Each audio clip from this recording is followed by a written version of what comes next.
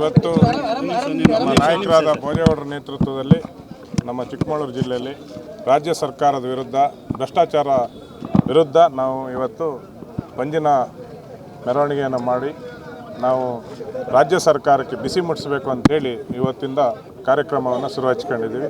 ಇನ್ನು ಮುಂದೆ ಏನು ಇವತ್ತು ನಮ್ಮ ರಾಜ್ಯದಲ್ಲಿ ನಮ್ಮ ಮಾಜಿ ಪ್ರಧಾನಮಂತ್ರಿಗಳಿರ್ಬೋದು, ಕುಮಾರಣ್ಣ ನಮ್ಮ ರಾಜ್ಯದ ಮಾಜಿ ಮುಖ್ಯಮಂತ್ರಿಗಳು, ನಮ್ಮ ಯುವ ನಾಯಕರಾದ ನಿಖಿಲ್ ಕುಮಾರಸ್ವಾಮಿ ಅವರು ಇವತ್ತೇನು ರಾಜ್ಯದ ಉದ್ದಗಲಕ್ಕೂ ಏನು ಸದಸ್ಯತ್ವ ಅಭಿಯಾನ ಮತ್ತು ಪ್ರತಿ ಹಳ್ಳಿಗೆ ಹೋಗಿ ಇವತ್ತು ಸಂಘಟನೆಯನ್ನು ಮಾಡ್ತಿದ್ದಾರೆ. ಇನ್ನು ಮುಂದಿನ ದಿನದಲ್ಲಿ ನಮ್ಮ ಪಕ್ಷ ಸದೃಢವಾಗಿ ಬೆಳೆಯುತ್ತೆ. ಈ ಕಾಂಗ್ರೆಸ್ ಸರ್ಕಾರ ಏನು ಭ್ರಷ್ಟಾಚಾರ ಮಾಡ್ತೀವಿ ಇದನ್ನು ತೊಲಗಲಿಕ್ಕೆ ಎಲ್ಲ ಹೋರಾಟವನ್ನು ನಾವು ಈ ಚಿಕ್ಕಮಗಳೂರು ಜಿಲ್ಲೆಯಲ್ಲಿ ಮಾಡ್ತೀವಿ ಅಂತ ನಾನು ಈ ಸಂದರ್ಭದಲ್ಲಿ ಹೇಳಿದ್ದೀನಿ. ತಯಾರಿ ಈಗಿಂದನೇ ಸ್ಟಾರ್ಟ್ ಆಗ್ತಾಯಿದೆ. ಇವಾಗ ಸದಸ್ಯತ್ವ ಅಭಿಯಾನ ಸ್ಟಾರ್ಟ್ ಮಾಡಿದ್ದೀವಿ. ಮುಂದಿನ ತಾಲೂಕ್ ಪಂಚಾಯತ್, ಜಿಲ್ಲಾ ಪಂಚಾಯತ್ ಮತ್ತು ಗ್ರಾಮ ಪಂಚಾಯತ್ ಡಿಸೆಂಬರಿಗೆ ಬರುತ್ತೆ. ಅದೇ ರೀತಿ ನಮ್ಮ ನಾಳೆ 5ನೇ ತಾರೀಕು ನಮ್ಮ ನಗರಸಭಾ ಅಧ್ಯಕ್ಷರು ನಮ್ಮ ಶೀಲಾ ದಿನೇಶ್ ಅವರು ಅಧ್ಯಕ್ಷರಾಗ್ತಾರೆ. 30 ವರ್ಷದ ನಂತರ ನಮ್ಮ JDS ಪಕ್ಷಕ್ಕೆ ಅಧಿಕಾರ ಸಿಗ್ತಿದೆ.